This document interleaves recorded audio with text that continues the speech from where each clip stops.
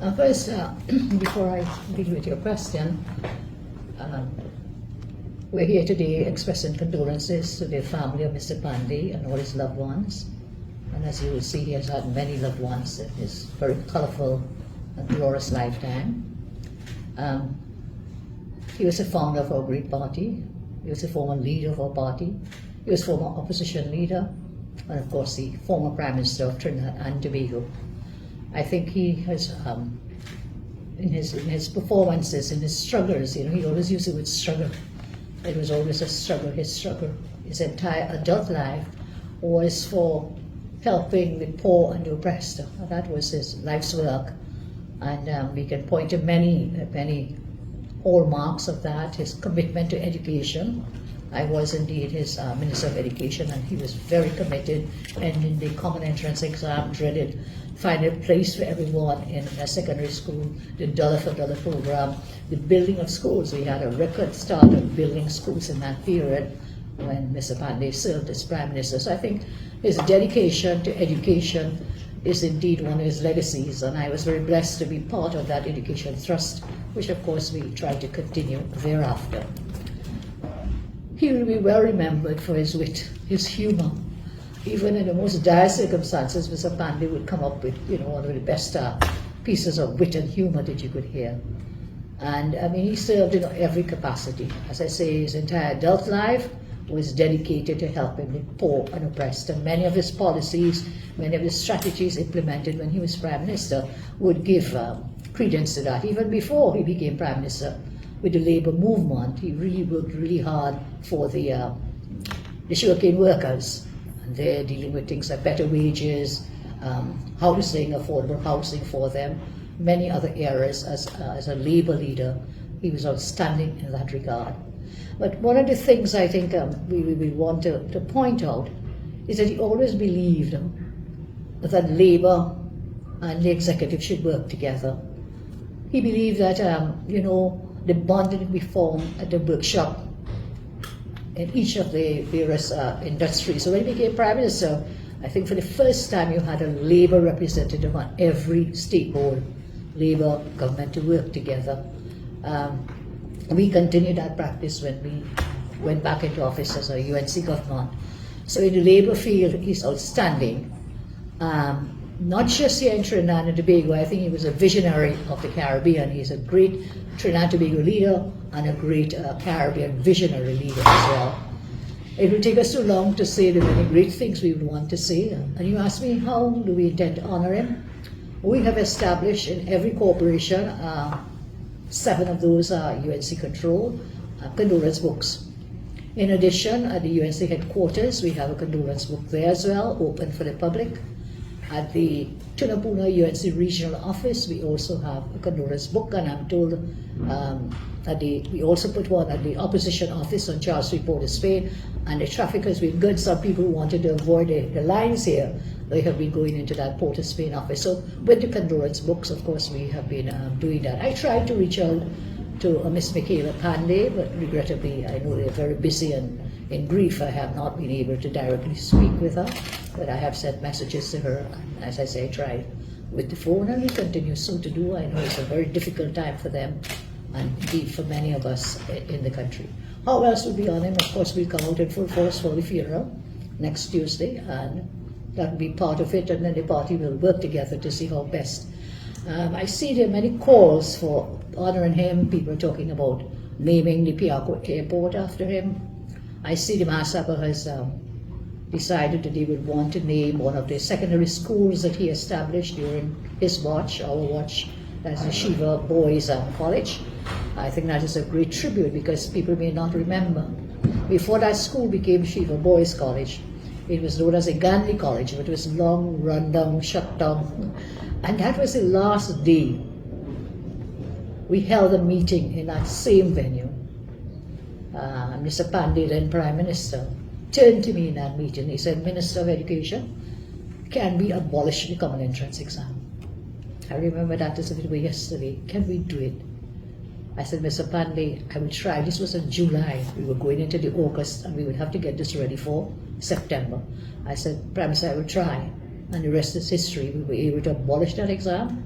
because of his vision, his mission, and thereafter we built so many schools throughout the country to accommodate all the students who before were falling off the line. They were not given an opportunity to go to secondary school. I remember that distinctly, and I pay great tribute to him. When you read his life story, they say, he went off to London to study. I think they said he landed there with $6 in his pocket. So he understood and valued so much education as a passport out of poverty, as a way to a better quality of life. And I think for us in the UNC, we continued with that vision, that mission in education. What else will we do? As I say, we get together as a party and come up with the best way, whether to honor him by name in the airport. That it will not be for us. We are not in government. But that is merely a piece of things that you sign. You don't need any big legalese or whatever. That can be done very easily. The other person suggesting scholarships, because education was so close to him. Scholarships in his name, and in addition, areas dealing with the labor movement, whatever else that could be done to honor him with respect to his work, lifelong work in the labor movement. Those are some of the things we certainly consider. I am not sure what the government will do with the call for naming of the airport, but I see John Public, and especially one of the media houses, has done a thorough analysis and interviewing persons about how best to honor him. Of course, I think none of us should run to say do this and do that without first getting the say-so and the permission of the family. I think it's very important for the family. And today I welcome the decision of the family for the state funeral to be held in South. As you know, Mr. Panday was a son of the soil of the Southland, educated, born, grew in South. So I welcome that. This will be the first time, in fact, we will have a state funeral taking place in South. And of course, the first ever under Hindu rites. I think that in itself is an honor to him, that he will be honored in his own South homeland, in addition, of course, to what is happening here in the capital city. Mrs. Bissessar, good afternoon. Urvashi from TV6. The UNC has been, since Mr. Panday's death, the UNC has been criticized for the way he left the party, some say ejected, the way he was quote-unquote treated, and these are the comments that we are reading and seeing online on talk shows and so on. How would you respond to such critics? I think the greatest disservice and injustice done to Mr. Panday was not by the UNC. It was done by the PNM government.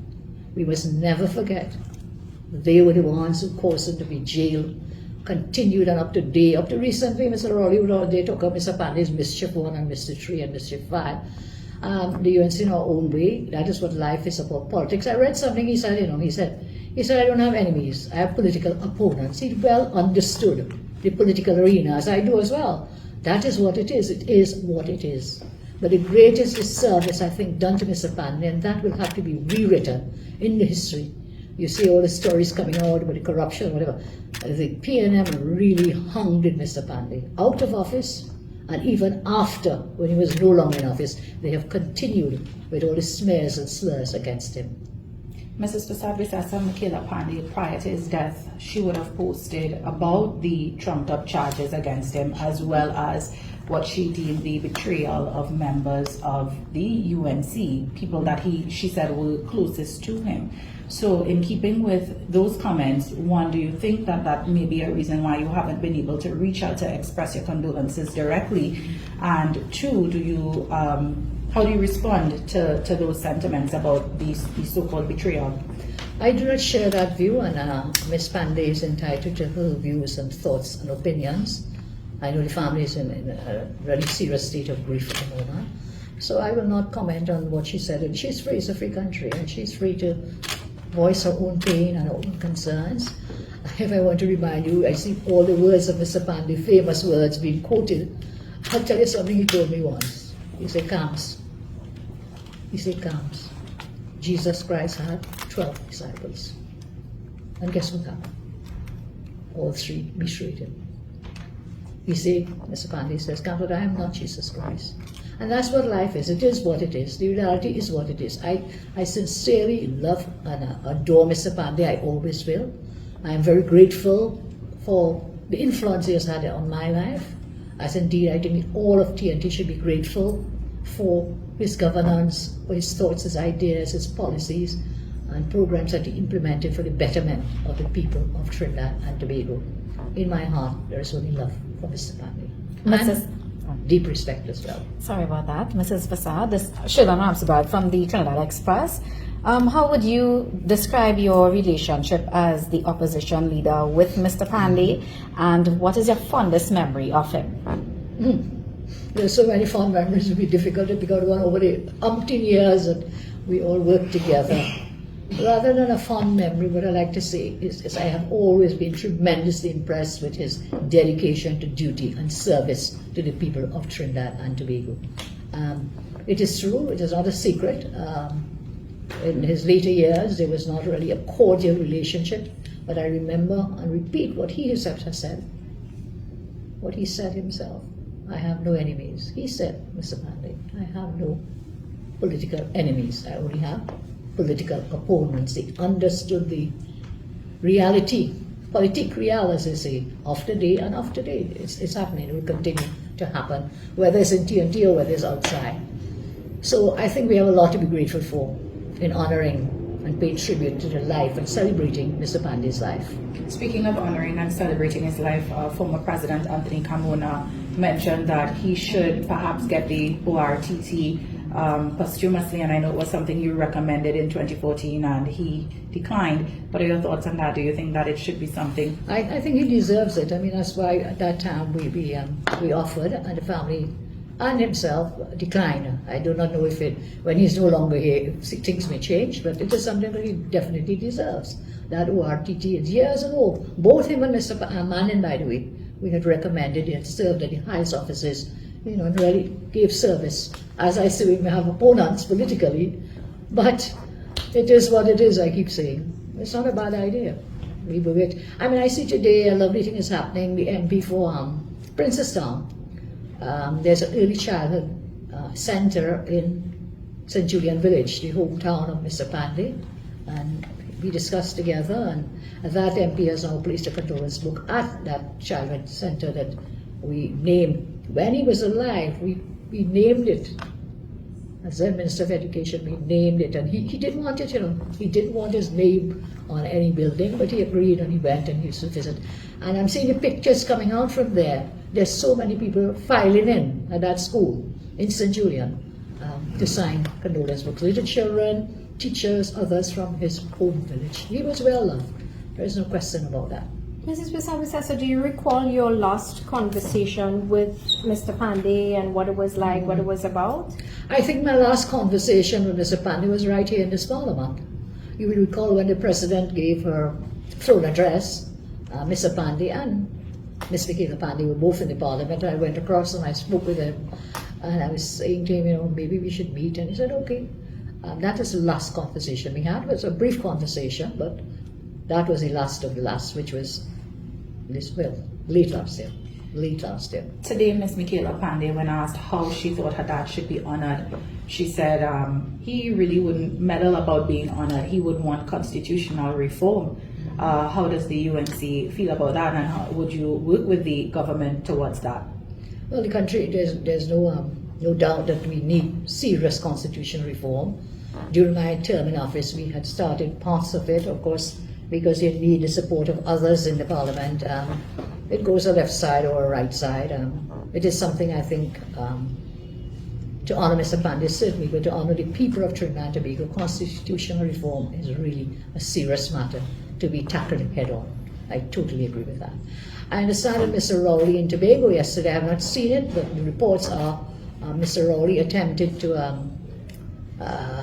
blame the UNC for self-government for Tobago. But there were some people who have good memories in Tobago, and whilst he was trying to lay that on my doorstep, on the UNC's doorstep, there were people in the crowd who told him, no. What happened in 2013, January 2013? What did you do in this Parliament? Are you forgetting that? No, you're not speaking the truth, because in 2013 we had brought a bill for Tobago self-government, and of course Rowley and his party voted against it. So that's another area for constitutional reform as well. That is seriously needed for self-government. For Tobago, it is long, long overdue. Just to shift gears temporarily away from the conversation about Mr. Panday, you mentioned Dr. Rowley. He's been engaged in a sort of a tit for tat with the Integrity Commission, and there were concerns about investigations that he felt were politically charged against him. How do you feel about these sentiments that were expressed by the Prime Minister and the chair of the Integrity Commission, who will be demitting office later this month? Well, he may have reasons for that. I don't know what evidence he has that these investigations have been politically motivated. I would not want to say too much on that matter because there's, as I understand it, there is a matter before the court as we speak, and I would not like to be accused of, talking about something that is sub judice at this point in time. Good. Thank You you. only have 3 minutes.